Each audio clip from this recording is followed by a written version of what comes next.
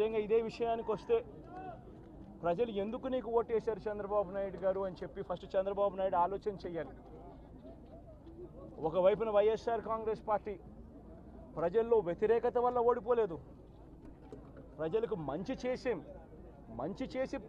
ప్రజలకు మంచి చేసి వైఎస్ఆర్ కాంగ్రెస్ పార్టీ ఓడిపోయింది.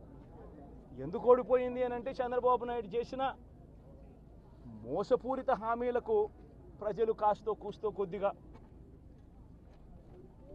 ఇదే ఆ 10% కాస్త అటువైపున షిఫ్ట్ అయ్యి చంద్రబాబు నాయుడు గారు అధికారంలోకి వచ్చిన పరిస్థితులు. మరి చంద్రబాబు నాయుడు అధికారంలోకి వచ్చిన తర్వాత ఈరోజు రైతులకు తాను ఇస్తానన్న రైతు భరోసా 20,000 రూపాయలు ప్రతి రైతన్నకి ఇస్తానన్నాడు. వ్యవసాయం స్టార్ట్ అయింది, ఖరీఫ్ మొదలైంది, పంటలు వేగంగా వేస్తూ ఉన్నారు రైతన్నలు. ఇంతవరకు రైతు భరోసా 10,000-20,000 రూపాయలు ఇస్తానన్న దానికి అతి గతి లేదు. బడులు మొదలయ్యాయి.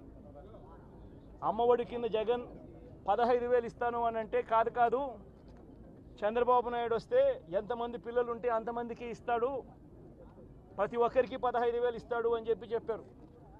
రాష్ట్రంలో 1 కోటి మందికి పైగా పిల్లలు బడియీడు పిల్లలు ఉన్నారు. బడులు స్టార్ట్ అయ్యాయి. ఆ ప్రతి తల్లి కూడా అడుగుతూ ఉంది, తల్లికి వందనం అని పేరు పెట్టావు, అమ్మఒడి అనే పథకాన్ని పేరు మార్చావు, మరి ఆ డబ్బులు ఏమైనాయని చెప్పి గవర్నెన్స్ మీద కాస్త ధ్యాస పెట్టి ఆ తల్లులకి ఇచ్చే డబ్బులు ఇచ్చే కార్యక్రమం చూడండి.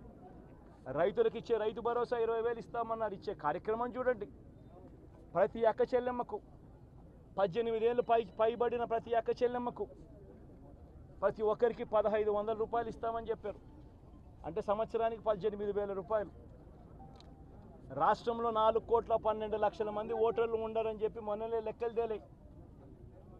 అందులో దాదాపుగా 2,10,00,000 మంది మహిళా ఓటర్లే. అంటే అందరూ 18 సంవత్సరాలు నిండిన మహిళా ఓటర్లే.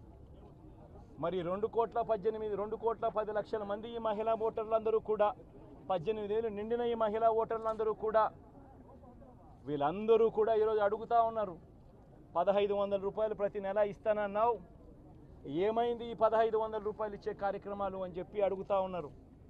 వాటి మీద ధ్యాస పెట్టే కార్యక్రమం చంద్రబాబు నాయుడు చేయాలి. ఇవేవి కూడా చేయకుండా కేవలం భయాందోళనలు క్రియేట్ చేయాలి, రాష్ట్రంలో రావణ కాష్టం సృష్టించాలి, దొంగ కేసులు పెట్టాలి, ఇరికించాలి, ఆస్తులను ధ్వంసం చేయాలి. వైఎస్ఆర్సీపీ అభిమానులైనా, వైఎస్ఆర్సీపీ కార్యకర్తలైనా, వైఎస్ఆర్సీపీకి ఓటు వేసిన వారైనా కూడా ఎవరిని కూడా ఉంచకూడదు అన్న దుర్మార్గపు ఆలోచనలతో అడుగులు ముందుకు వేయడం అతి హేయమైన రాజకీయం అని కూడా ఈ సందర్భంగా తెలియజేస్తా ఉన్నా.